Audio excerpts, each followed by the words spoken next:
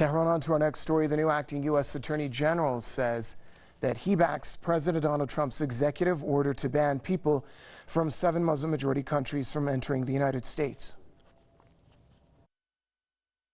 Based upon the Office of Legal Counsel's analysis, which found the executive order both lawful on its face and properly drafted, I hereby rescind former Acting Attorney General Sally Yates' guidance and direct the men and women of the Department of Justice to do our sworn duty and to defend the lawful orders of our President.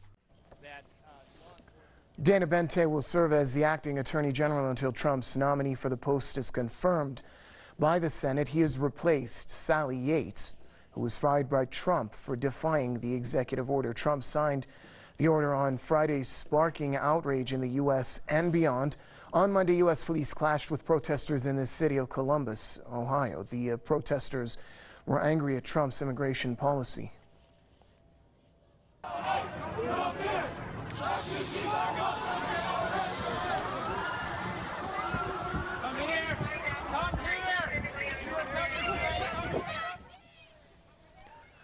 Well, similar demonstrations were held in the U.S. over the past several days. Demonstrators say that Trump's immigration ban, which targets Muslims, is unconstitutional and immoral. The state of Washington is planning to challenge the president in court over his executive order. The ban targets nationals and refugees from Iran, Iraq, Syria, Sudan, Libya, Yemen, and Somalia. The ban is in place for 90 days.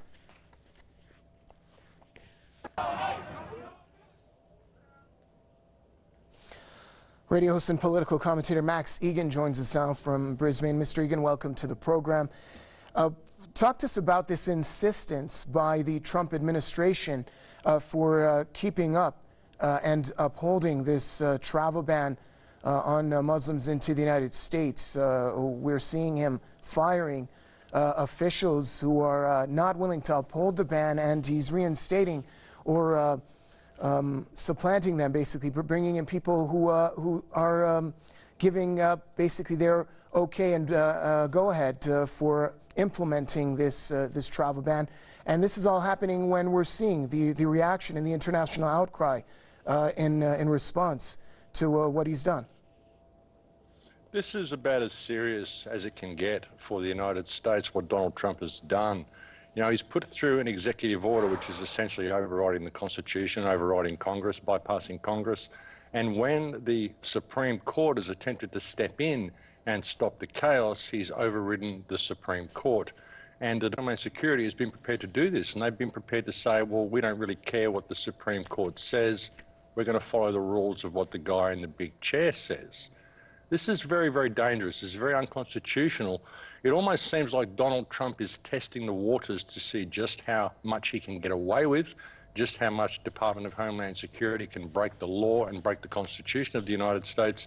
It's almost like he's setting up a precursor for a coup d'etat. It wouldn't surprise me at all. Donald Trump is a very, very shrewd man. It must be noted that there was a report that there was a mass resignation of a lot of cabinet members. These were actually purged. These people were actually sacked. So while Donald Trump has been writing these executive orders, he just has a very, very tight circle of his own inner group around him. That's what he's doing. And he's testing the waters to see what he can get away with.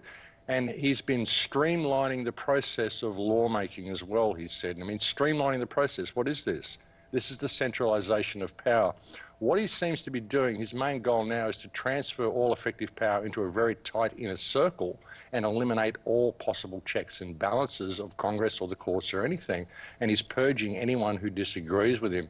This is a very, very dangerous situation for the people of the United States. I think that Trump may be a tyrant that has snuck in the back door.